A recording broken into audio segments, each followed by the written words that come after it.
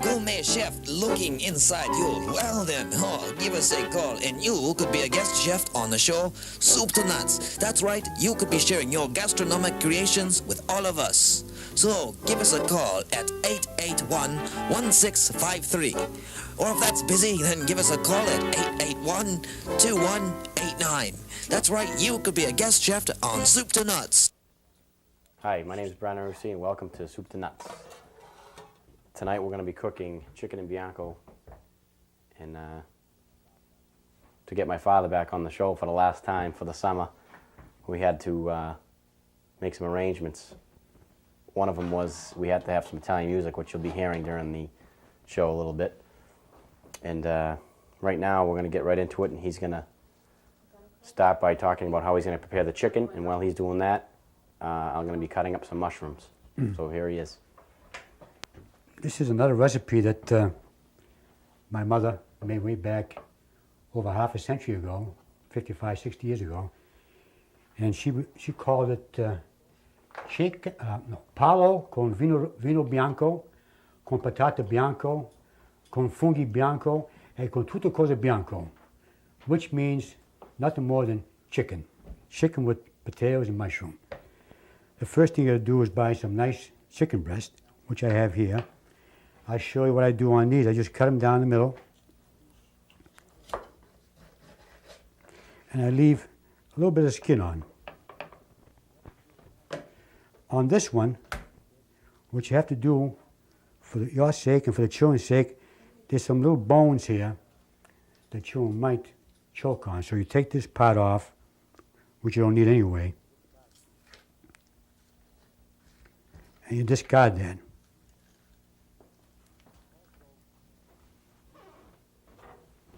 Also, the wing bone, which you don't need. And again, there's the wishbone in this area right here. So when we cut this in half, we have to make sure that when you eat this, that it doesn't have a problem that you choke on.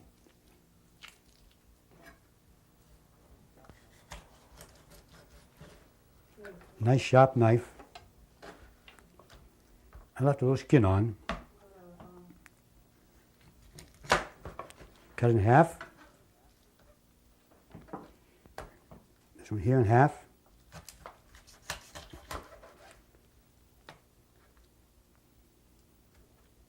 Take that skin off. And this one here in half. Get this knife out of the way before I get hurt. And then, this is the way I cut my chicken up. My mother used to do it a different way. She used to have a knife more like a stiletto to use for many, many of her cookings, for the veal cutlets to flatten them out, for the brujol to thin out, and for the chicken to cut in half. Like I told you in one of the previous shows, she had broken her wrist in the restaurant.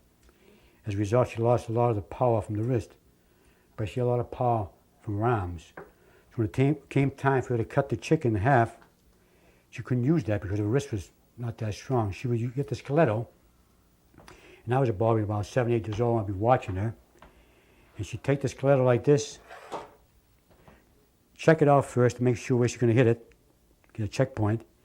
And she'd take the stiletto up in the air like this and wave it, and she'd go, 1, 2, 3, 4. I said, "Mom, please, bata, 5, 6." Bata means hit it. And she'd go like this. And she'd break it in half. That was it. Maybe it's a better way for us to do that. Brian, oil. Now, we're going to get ready to cut these mushrooms first. A couple ways you can cut mushrooms. Brian, oil. I'll get the oil. Cut the mushrooms. We have some white mushrooms which you can wash under the water. Don't get too picky because they're not that dirty to begin with. If they're a big mushroom like this, you can cut the stem off and then take 2, 3 slices down the middle. Also, you can take, if you like to leave the stem on, you take 1 slice there and then 1 down the middle of the stem. So, I mean, it's not brain surgery, it's cutting some mushrooms. Whatever way you like to do it, there's a couple ways that people like to have them when they eat it. You either like them a little smaller or you like them a little on the big side. So right now, we also have some potatoes boiling in here, which we peeled and cut in the oblong shape, which means obviously along the long side of the potato. Cut them in half once, and we're going to boil them for about 10 minutes, and then we're eventually going to add them to the oil and chicken. So while I'm Go ahead. While I'm slicing these, my father's going to... Are these burners on? Yeah. You're supposed to be the burner man. Burners are on. Burners are on. In goes the chicken. Beautiful chicken.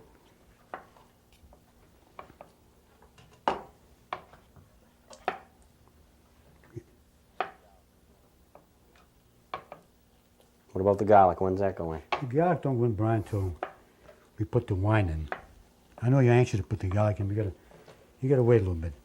I'm anxious to see how much you're going to put in. That's what I'm anxious Well, about. you can determine that. I'll let you I- be the judge of that I've tonight. talked to some people on the streets, and they said that you guys don't add enough. And I said, talk to the old man about that, because he doesn't like it too much. He doesn't like adding too much, but you can never have enough, they tell me. You know, I gotta say, this will take a little while to brown up.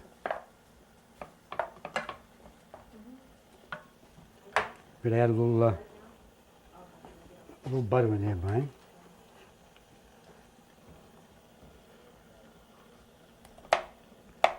So first you're adding the chicken to brown up a little bit with some butter. That's the first step once you get it cut. And the butter will give it a nice golden color to the chicken. You know, butter and oil have different heating temperatures. So I think the butter is the one that heats faster. As a result of that, we'll probably get a nice brown effect. This one here's on too? Yep, they're all on. Let me shut this one off. You want that back one off? No, shut that off too. So, it's gonna take a while. The mushrooms are all cut. Yep. Potatoes are cooking. Yep. When the potatoes start boiling, we cook them about 10 to 12 minutes. So they're still a little firm. And then we take the potatoes and incorporate it into the other mixture we put together. This is not cooking. It's on high, right? Yep. All right, well, while this is cooking, many people that I see that watch this show say they enjoy watching the show, and they like the stories that I tell about growing up in those days. You take care of this now. Get up high and do salt and pepper if you want. So the first story I'll tell you about is about the chicken.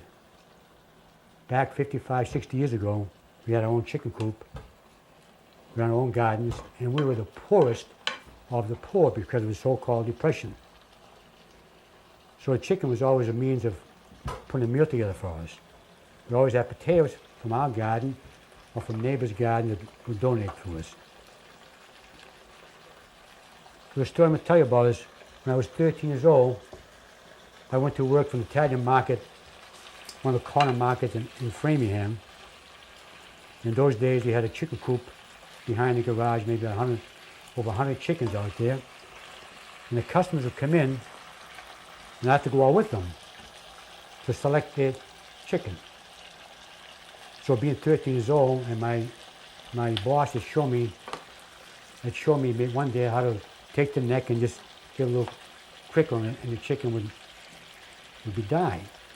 So I go out there this first time with this woman, a little Italian woman, and she looked out the chicken. She said, "I want that chicken over there."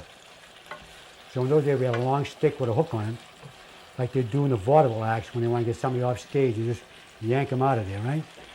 So I go out and I catch the chicken. So I take it over to the woman, hold by the feet, and she tests the breast. Make sure the breast is nice and firm, like these are.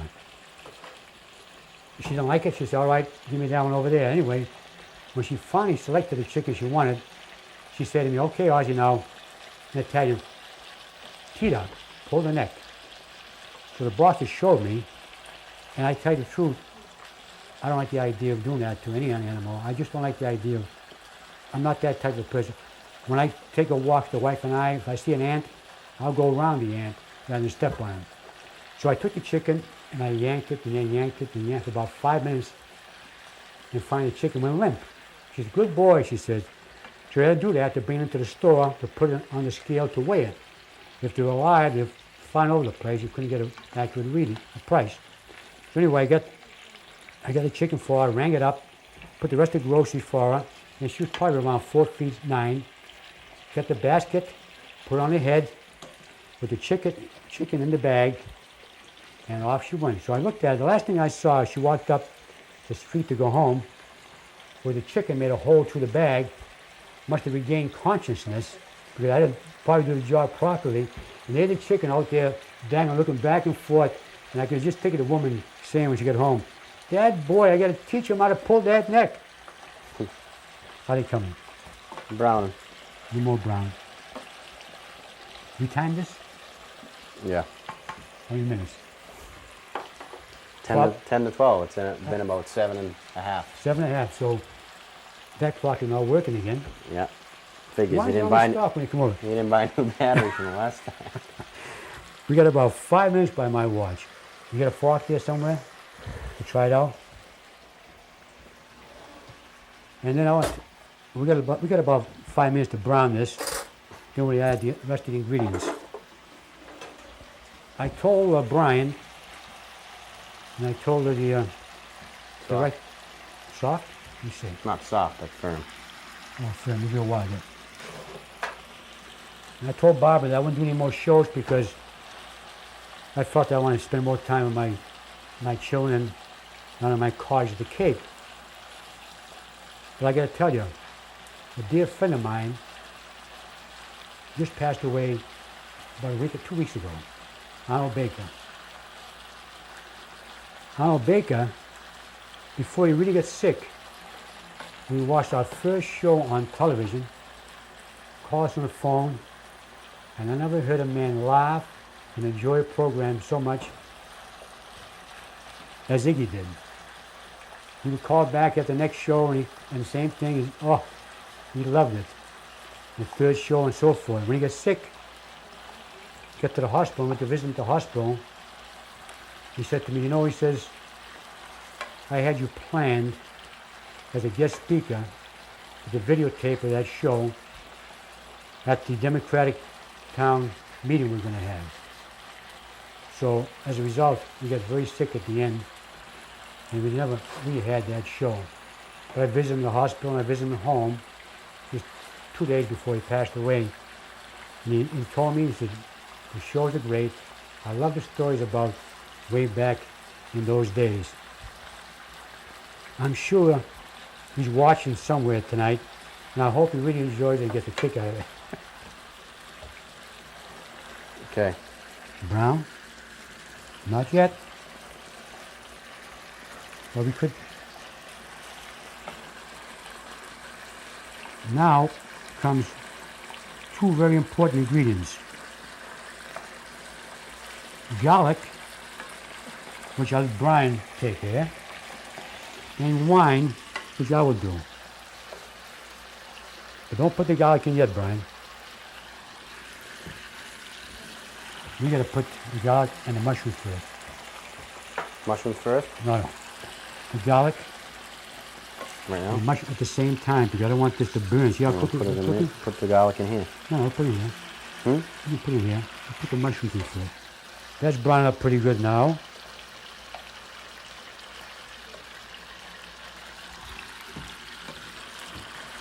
Ready? Nope. Another 2 minutes. Any time in this? Yep. How much? About 9.5 now. Not yet. You smell the nice butter in there? What the butter does, it makes it turn nice and golden brown. If we stay in long enough, you see what I mean? So, You any stories about Iggy? no, but a question people are going to ask is, do you have to do it on the bone, chicken on the bone? And the answer I would give them is that it's much more tender in the bone. If you get boneless chicken breast, you put it in there, you cook it, to be dry. The little skin gives a little juice to it, and the bone keeps it from cooking all the way through on the other side. So I say, So it's better to do it with the bone. I like it with the bone. Plus, it's a little cheaper anyway if you buy, right? It is. Split breasts on the bone's a lot cheaper than the boneless. All right, this is turning. No, see that? You can go another minute or two, but you take it like that. So we add the garlic now. Put it over here. Add the mushrooms.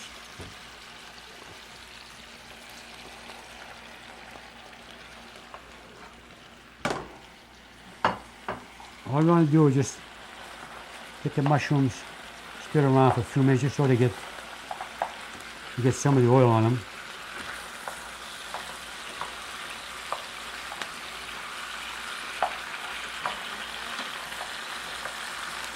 Oh, Turn it down. no, leave it right there.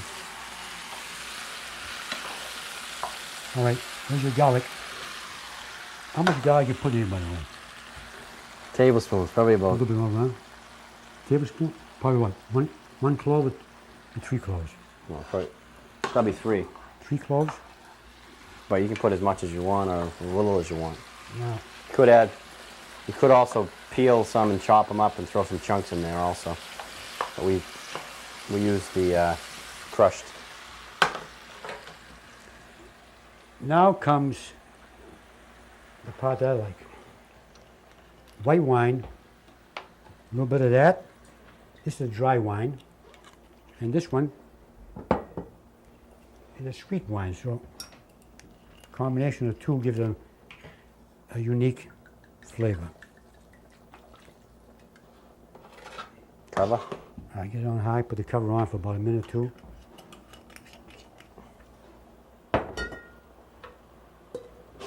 You putting salt in here? No. You salt here? No salt? No. You can add it. Put it on after. We can add it. We can add it to our. Wait a minute. Potatoes are almost done. You want them firm before you put them in there. We don't want it to fall apart like mashed potatoes, you know. All right, shut that down.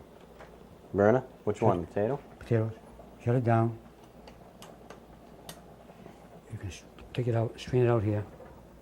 Take the water. You got a couple of pot holders. Right there. What a team. Cold water. Leave a little bit in there, Brian. Bring about half a cup in case you need more water. All right? Good. You add them right to this? Yeah. No, after. And this thing's steaming now? It's on high? Yep. Yeah. What you got to do is let the cover on for about a minute or so that the chicken absorbs some of the flavor of that nice garlic and wine. And after about a minute or two, you can take that off. Turn the heat down. Add the potatoes to that, and let it cook for maybe another 10 minutes or so, 15 minutes or so, and it's done. All right, You well, know, go ahead. we ready to flash the recipe now? Oh, we're gonna. We put that back. We can put this in. All right. Did a minute go by? Yeah, a couple. Oh. All right, take the spoon and put the potatoes in. This here. Take that one at a time, put it in there. That's what you mean by oblong, in case you didn't catch it the first Just time. put them all in there and I'll stir it around and you can tell me the flash recipe and we'll come back and be all set. While Brian's doing that, this is an all-white recipe. And I was telling my mother, I said, Ma, we have to have some color to this. She said, wait a minute, you see. So she says, when it was almost ready to be served, she say, now we're going to add the colors my country, the country I came from, which is red, white, and green. So we're going to have some green and some red to go with the white, which is peas, cooked in a little garlic, a little oil. And what she was doing, she always had a bowl of sauce in the refrigerator with meats in it, brinjal and chicken and meatballs and pork and all that. She said, if you have a bowl of sauce in your refrigerator, you can make any recipes in the world, she says. And she always did. Some of the fancy things she made out of practically nothing.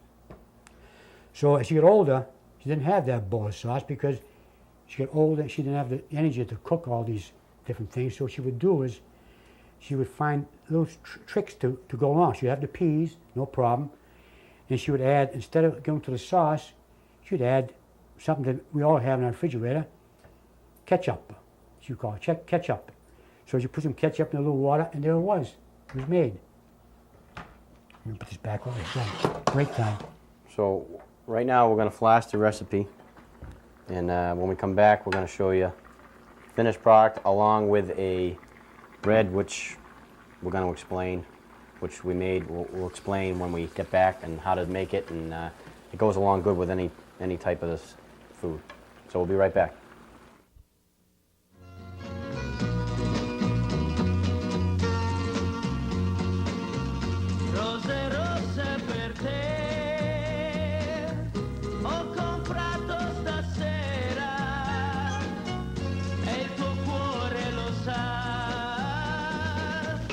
Cosa voglio da te?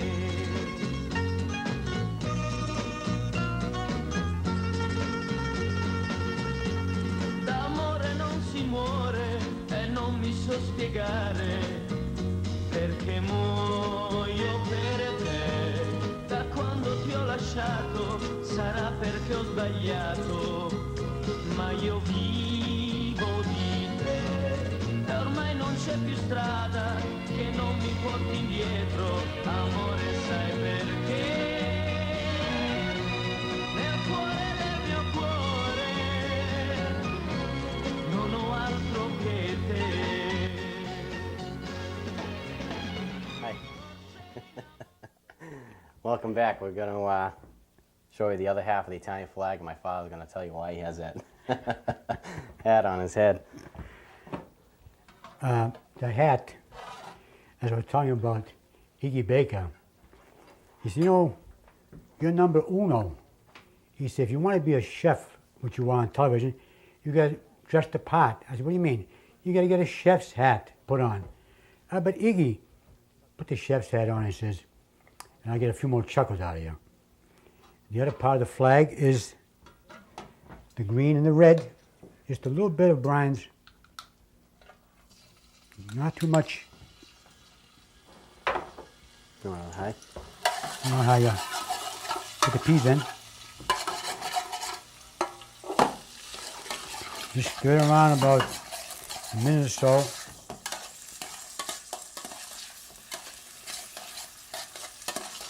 And then we add the ketchup.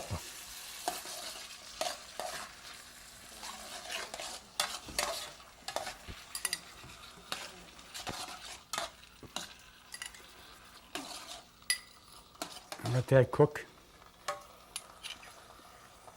Just so it warms up, it's all. The peas are already cooked. And turn that right off, Brian. There it is, red, white, and green. Explain how the chicken's done now. Well, the chicken's done. I'm just going to serve it once you get through doing your part, which is what? Where's your part anyway tonight? We made some Tuscanini bread by request from the camera crew here. Oh, beautiful. And what this is that handle on the pan. I'll explain what that is. What it is fresh chopped basil, tomato, garlic, oil, and you put a little lemon juice on it once you spread it on the bread. Grate some Romano cheese on there. Bake it till it's toasted, and when you serve it, you can slice it and serve it with whatever meal that you're making. It's very simple, easy, different type of bread instead of garlic bread, which you get sick of after a while. You do? You with garlic? Yeah, gotta try something new. That's what cooking's about, right? Shut these all off, Brian. This is a meal.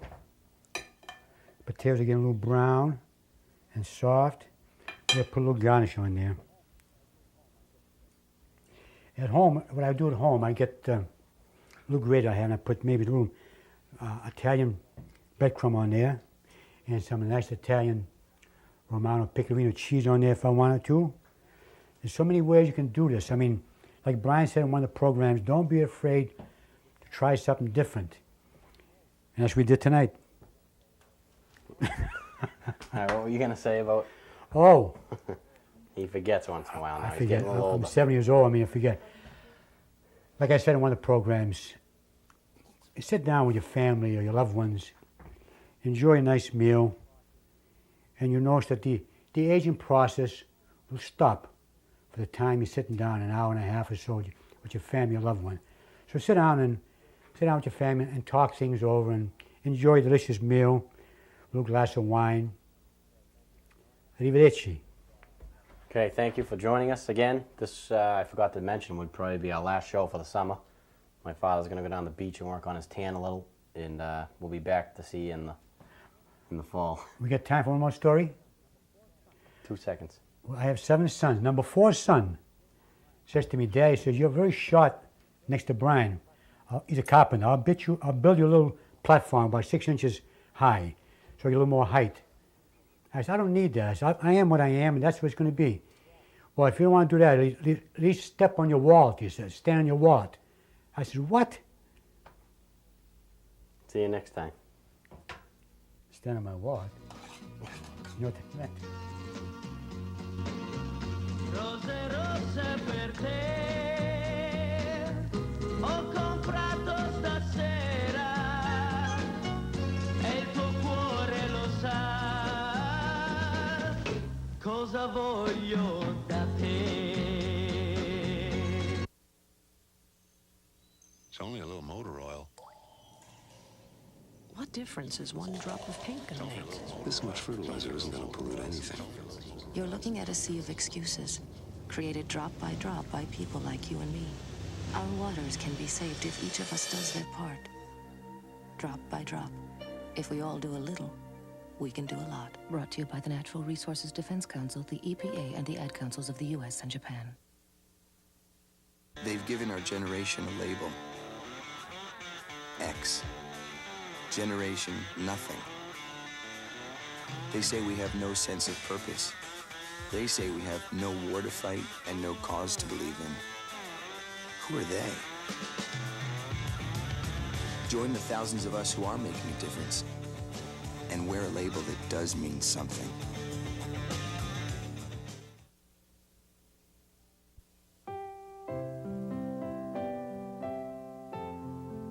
To have a dream, but never the chance to achieve it.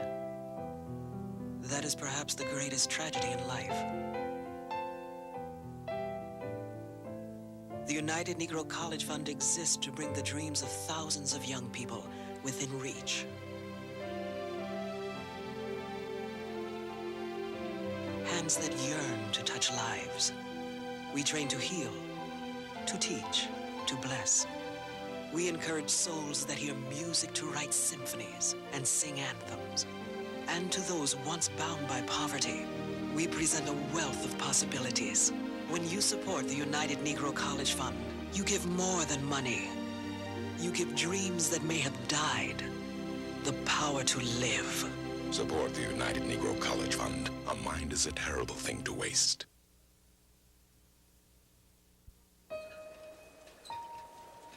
Your child out here unprotected?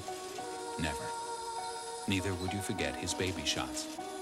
Yet nearly a third of our babies' lives are on the line, because even with regular doctor visits, they haven't had all their shots. Ask your doctor.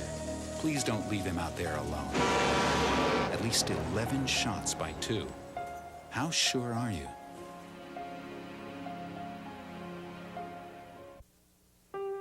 Thousands of women will lose a child to AIDS simply because they didn't get an HIV test when they were pregnant. You see, there's now treatment that can help stop the spread of HIV from mother to baby, which gives children of HIV-infected mothers something they never had before: a chance. If you're pregnant, please get an HIV test.